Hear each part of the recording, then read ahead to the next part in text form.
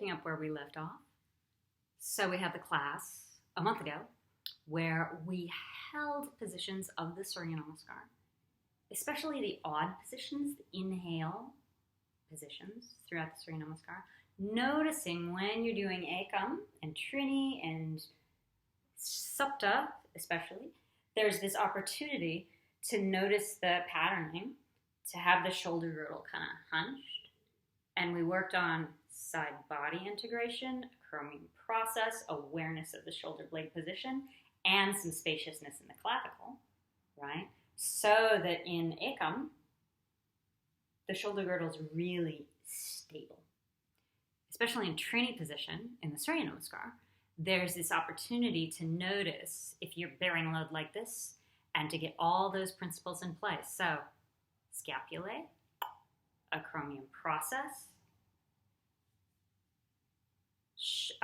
shoulder girdle and the clavicle, and side body, right? Then the last couple weeks is when we've taken that out of bone-based, muscle-based instructions into the next layer more subtle, towards the energetic experiences of actually moving energy up the arms into the pit of that joint complex, right into the center of the body. And this is where the armpit bandha started to become very real for you. And the epiphanies started rolling in a couple of weeks ago, right? And that's a lot of awareness in the hands, a sense that there's some like suction action that happens up some sort of channel through the arm.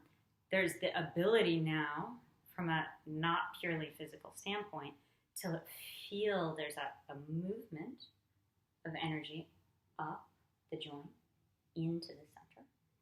And that might manifest as some muscle engagements, but really what we're going for is stabilization of the shoulder girdle so you can bear quite a lot of load.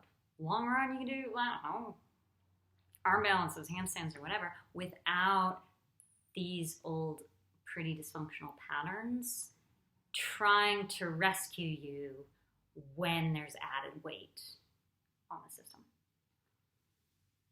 So that is my excuse for a video instruction on the armpit bandha. But really the armpit bandha is just what happens next, I think, after a lot of really good technique comes together, and from that place of alignment, something else flows through, and that's conscious energy. It's great to see it happen. The Wednesday class has been such a fun, creative space, and where we're going next is the hip girdle. You know probably that I don't instruct a focus on the hip girdle and the shoulder girdle at the same time in the practice. I suggest taking one of these sets of sort of joint complexes and focusing the awareness on balance and structure and habit in one or the other, and putting those in dialogue with each other over years and years and years. This has to do with the threshold. We've got these two really interesting sort of sites of major mobility in the body, and there's a dialectic, I think, between the two. So we're going to take those structures that you've established in the shoulder girdle, just bracket them, keep them, but don't try to transform them any more than you already have, just integrate.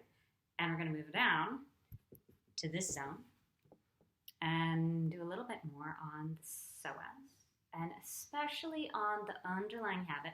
The partner to this habit would be the tendency for the hip flexors to try to pull you into forward bend. And that's super normal, and it's part of the primary series to learn to stabilize the sit bones and draw the abdomen into certain relationships internally, and to ground the legs so that when you take a forward bend, you're not turning the hip flexors into steel cables. I don't know how this is going to go, and I don't it's going to take. But we'll find a kind of mirror language to the shoulder girdle work to see what we can bring online. Thanks for all your practice. It's super inspiring. See you soon.